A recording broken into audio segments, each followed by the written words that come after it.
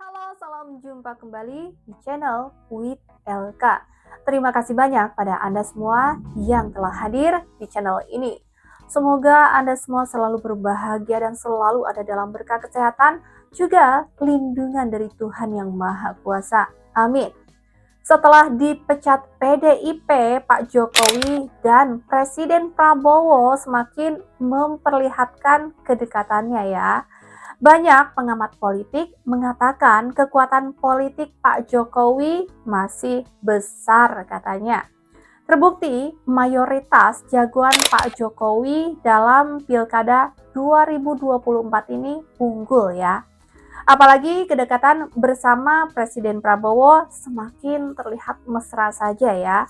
Lalu saat bencana banjir di Sukabumi, Wakil Presiden Gibran turun langsung meninjau ke lokasi kejadian tentunya, yang membuat masyarakat Sukabumi terharu dan tak menyangka dengan hal itu.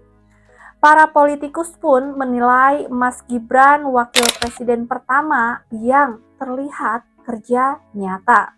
Mari kita simak pendapat dari pakar politik dan masyarakat.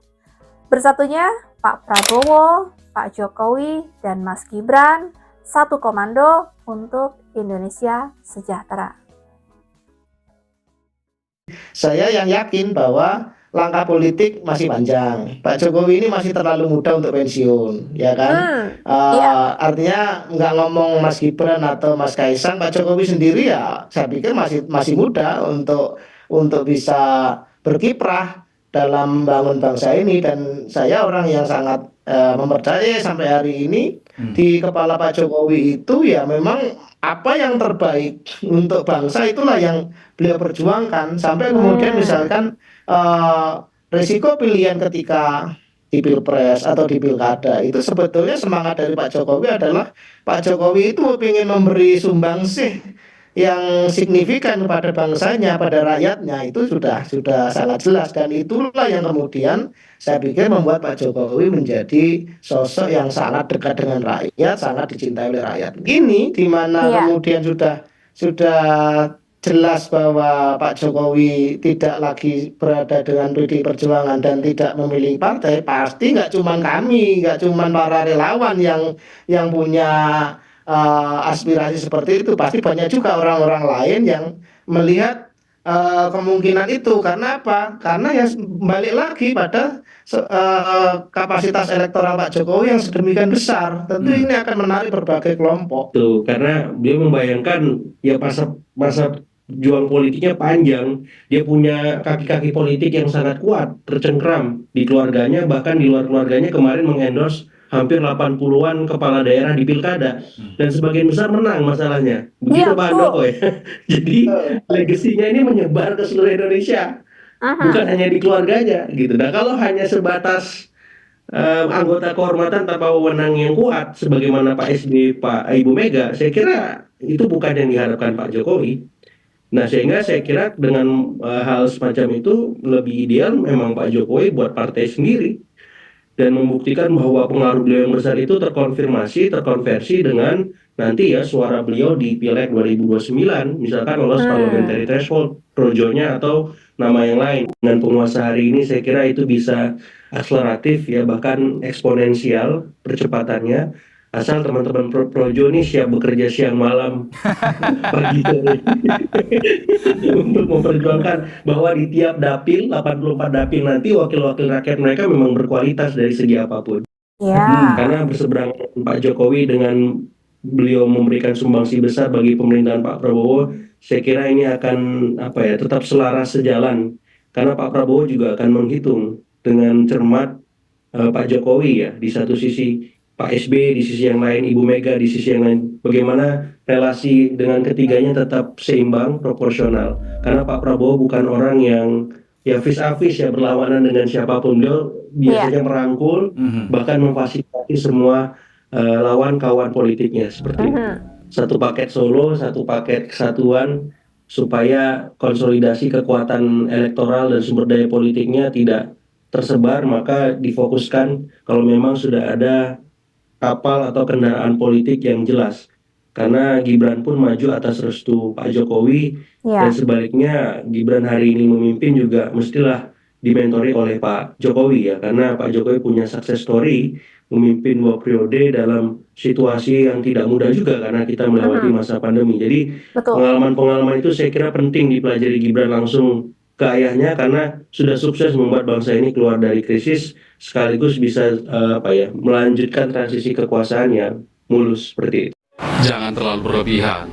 Kalau orang seperti Mas Gibran yang bekerjanya berdiri atas dasar ketulusan dan kebenaran dan keberpihakan kepada masyarakat masih kalian hina, masih kalian hujat, masih kalian rendahkan, tolong periksa kejiwaan.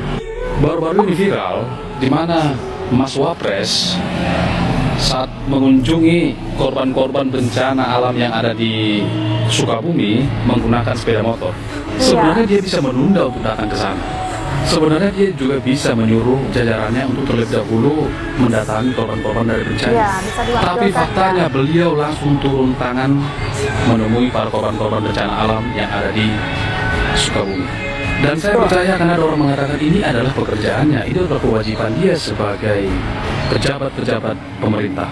Dan ini menandakan kepentingan masyarakat jauh di atas segala-galanya. Betul sekali.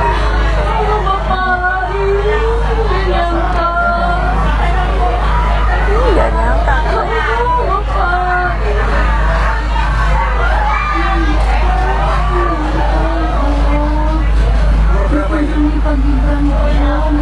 Ini wujud rasa sayang Presiden ngerjain ginian itu luar biasa. Waktu SBY nggak turun tangan langsung wakil presidennya. Anda apalagi gubernurnya nggak turun, cuma nyuruh doang. Kenapa Gibran turun tangan? Banyak sekali mafia tanah kalau mau tahu. Mau bapaknya aja dikibulin kok sama menterinya. Akhirnya menterinya di reshuffle, dipecat. Seseorang yang miskin yang harusnya dapat kartu BPJS tapi nggak dapat kartu BPJS gratis PBI, Pemda nggak ngurus. Mas Biakto bilang bahwa di DPR ditampar mukanya. Betul, DPR juga ditampar mukanya. Kenapa? Karena DPR-nya juga mandul. Karena politik Jokowi dan PDIP resmi pecah, teman-teman. Setelah diusung PDIP dari wali kota Solo, gubernur Jakarta, sampai jadi presiden 2 periode, sekarang Pak Jokowi dan keluarganya nggak lagi dianggap bagian dari partai Banteng. Ini menarik. Bahkan Sekjen PDIP Hasto Kristianto bilang dengan tegas di konferensi persnya, Pak Jokowi dan keluarga udah nggak lagi menjadi bagian dari PDI Perjuangan. Alasannya karena PDI ini merasa Jokowi punya ambisi kekuasaan yang dianggap nggak sesuai dengan nilai partai. Ya kalau kita tarik dulu retaknya hubungan ini kan udah kerasa dari 2023, pas Pak Jokowi kasih restu ke Gibran buat maju jadi cawapres Prabowo. Pada waktu itu PDI udah fix banget kan dukung Ganjar dan Mahfud MD.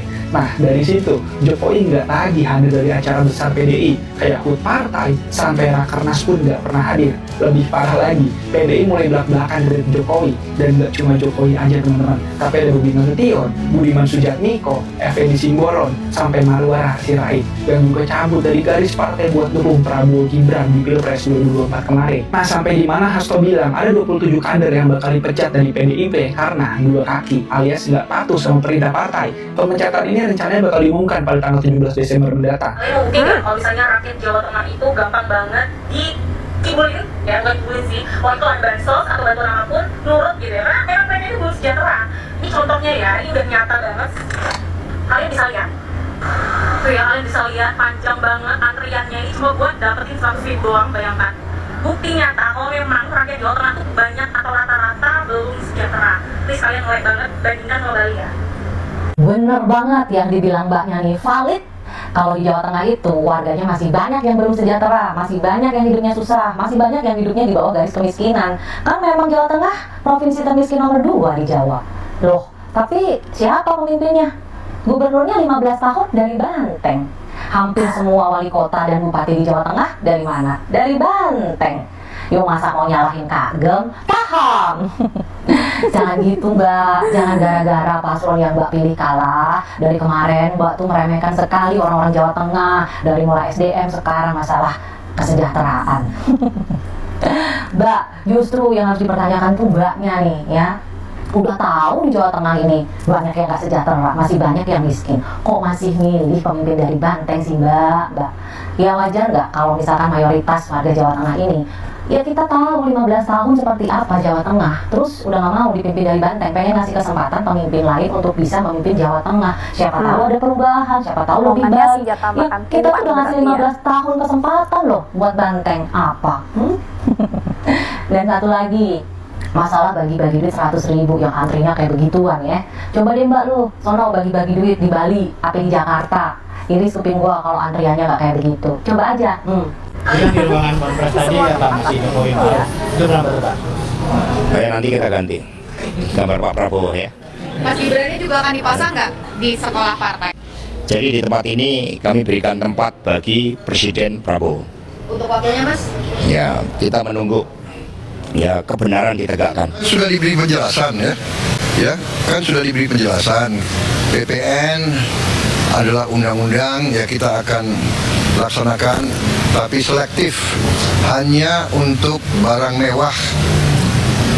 Untuk rakyat yang lain kita tetap lindungi. Sudah sejak akhir 23 pemerintah tidak memungut yang seharusnya dipungut untuk membantu rakyat kecil ya. Jadi kalaupun naik itu hanya untuk barang mewah ya. Oke, terima kasih. Jadi tidak usah takut pajak naik ya untuk rakyat kecil. Benderanya Banteng tapi teriaknya Prabowo. Ya, bersatunya Pak Jokowi, Presiden Prabowo, dan Mas Gibran ini memang suatu kekuatan yang sangat besar ya. Dan menurut saya pemerintahan yang sekarang ini adalah terobosan yang bisa membuat Indonesia lebih maju lagi tentunya. Bagaimana menurut Anda? Sampai di sini with LK temani waktu Anda, semoga menjadi informasi yang bermanfaat dan menarik untuk Anda simak. Sampai jumpa lagi di next video. Terima kasih banyak.